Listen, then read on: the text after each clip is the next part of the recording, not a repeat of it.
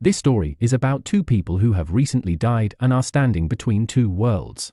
In front of them are two doors, one to heaven and the other to hell. Heavenly, touching music is heard from one door, while terrifying screams come from the other. One man, not wanting to go to hell, begins to run towards heaven. However, he cannot pass through the door because his fate is written as hell.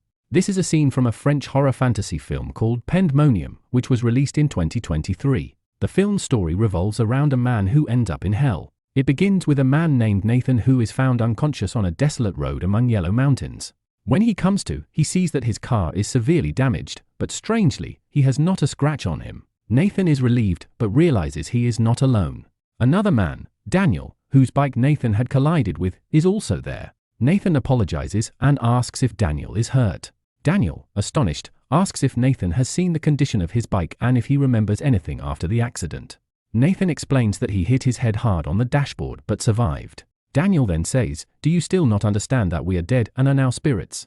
Nathan refuses to believe this. He feels his body and insists that he is alive. Daniel says that his own death, accompanied by the sensation of broken ribs, occurred before Nathan's.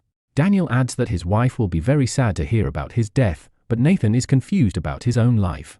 Angrily, Nathan demands his life back, insisting that none of this can be true. Daniel shows him the truth by pulling his body out of the car. When Nathan sees this, he is filled with anger and despair, and Daniel places a handkerchief over his face. Then they heard the sound of a car approaching. When the car came closer, Nathan tried to ask the driver for help, but the driver could not see them. Nathan hoped that the driver might help them, but the driver ended up stealing their wallet and leaving. Nathan was very angry, but now he realized that he was truly dead. His next concern was whether, if there is an afterlife, there would be both heaven and hell. Nathan asks Daniel if someone who has committed murder can still go to heaven.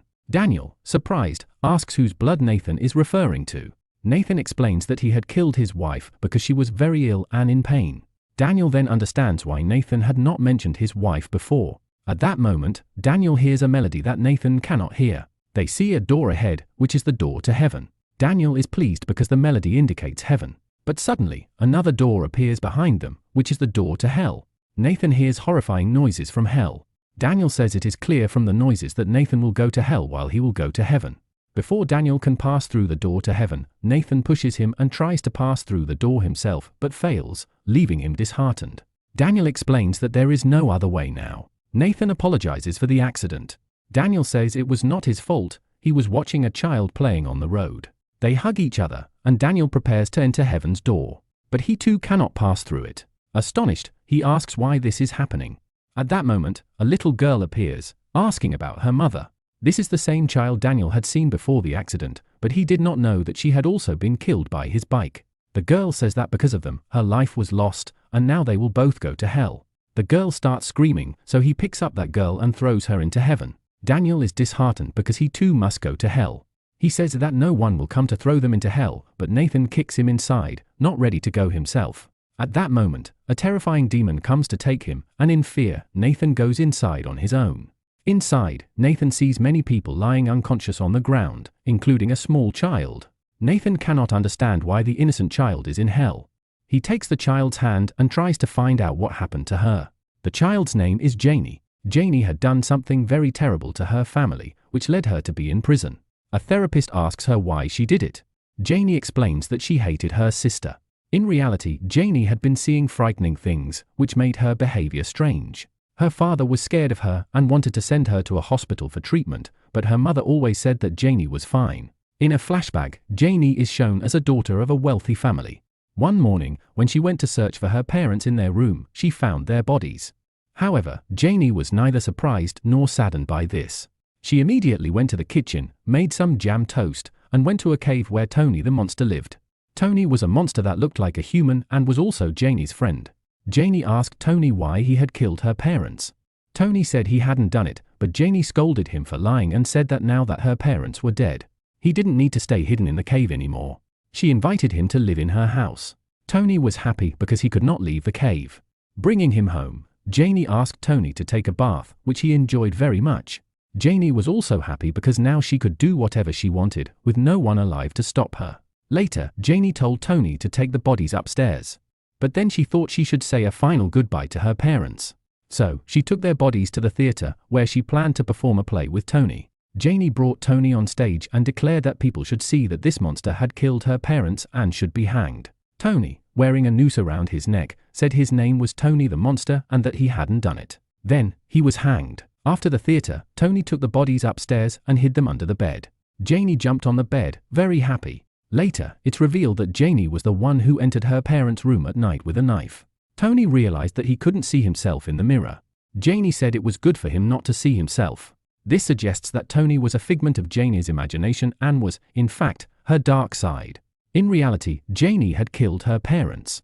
Now, feeling hungry, Janie made jam bread for Tony and herself, which Tony ate with delight. Just then, the doorbell rang. Janie went outside to find a parcel addressed to her mother, but no one was there to sign for it. Janie called for Tony, but he did not come out, so the parcel delivery person left. Afterward, Janie searched for Tony but couldn't find him. She ran to her parents' room and saw that Tony was eating their bodies. Seeing Janie, Tony makes a horrifying noise and tells her not to look at him. Janie screams at him, and at that moment, the door closes by itself. Suddenly, a fire breaks out among Janie's toys. At night, Janie goes to her younger sister, Angela, and tells her that their parents are dead. Angela asks if Janie killed them, to which Janie replies that Tony did.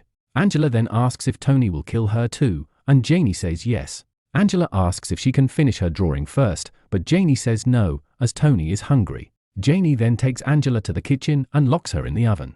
Angela continues to scream while Janie turns on the oven and leaves. Janie dances around the house singing, and a dark shadow is seen in the house. The scene returns to hell with Nathan. He is deeply disturbed by Janie's story. He is in a bad state and goes to a girl named Chloe and her mother, Julia, holding Chloe's hand, which allows him to see their memories. Julia is crying heavily, as if in shock. She calls out to her daughter, but Chloe does not come out. Julia goes to search for her in her room, saying that it's late. Julia is crying because Chloe has committed suicide, and Julia is in denial about Chloe's death. She is in a state of denial that Chloe is gone. Julia drags Chloe's body downstairs, where she dresses her in new clothes and gives her breakfast. Julia says that if everything were okay, they would be celebrating a holiday. In a flashback, we see Chloe when she was alive. Julia tells her to hurry up because she is late. At breakfast time, Chloe looks at the knife and remembers how schoolgirls used to bully her. On her way to school, Chloe tells her mother that she can't take it anymore, that school is like hell. But Julia reassures her that school is for her benefit and that she will get used to it. In the present, Chloe's body falls to the ground, and their cat licks her wounds. Julia angrily shoos the cat away and then, laughing maniacally, says they will leave everything behind and go on a trip. But the next moment, she starts crying again. She tells Chloe that she loves her very much and that she doesn't need to go to school anymore. When she opens the door, she finds a wall in front of her. In a flashback, Chloe had locked herself in the bathroom to hide from the schoolgirls. The girls called her out and forced her to lick their shoes. They were also recording a video of her, and Chloe was crying heavily. In the present, the wall seems to be a figment of Julia's imagination, and her neighbor comes to visit her. Julia says that she and Chloe are going to take a vacation. Her neighbor finds Julia's behavior strange and goes inside to check on Chloe, discovering Chloe's body. After this, Julia was going somewhere crying with Chloe's dead body, and on the way her car meets with an accident. The firefighters arrive sometime later and try to pull Julia out of the car. But Julia no longer wishes to stay alive. In reality, Julia had never paid attention to her daughter and was in so much pain that she eventually took her own life. This is why both mother and daughter ended up in hell. In hell, Nathan covers their bodies with a cloth. He is deeply disturbed by these horrifying stories. There are countless people, each with their own painful tale. At that moment, the devil arrives and tells Nathan that his real punishment is about to begin. Nathan starts to explain that he freed his wife from her suffering, but the devil asks if he had been asked to do so. Nathan admits he had not been asked, but she was in pain. The devil says that the decision of punishment is not his to make. Nathan asks to be taken to the place where such decisions are made. The devil explains that Nathan must first go through an isolation stage to forget his old life and become a pure soul, after which his punishment will begin. Nathan asks how long he will be there. The devil says he will remain there forever. The devil then takes Nathan to a room resembling a dungeon and says that he will experience daily suffering like he has never felt before. Nathan asks if there will be anything other than suffering. The devil says no. As the devil leaves, Nathan sees a monster lying there. Nathan asks who it is, and the monster wakes up, asking if Nathan is its new toy. The monster, delighted as if receiving a new toy, grabs Nathan, throws him against the wall, and beats him up. The monster says to get up, it wants to play more. After a while, Nathan is revived so the monster can continue playing with him. However, the monster damages Nathan's soul so much that he is reborn as a child. The devil comes to the monster in anger because Nathan will now come back as the Antichrist. The devil sends the monster to the world to retrieve Nathan's soul. In the end, we see the terrifying monster sitting in a child's room, waiting, and the film concludes here. Please like and subscribe for more video like this. Thanks for watching.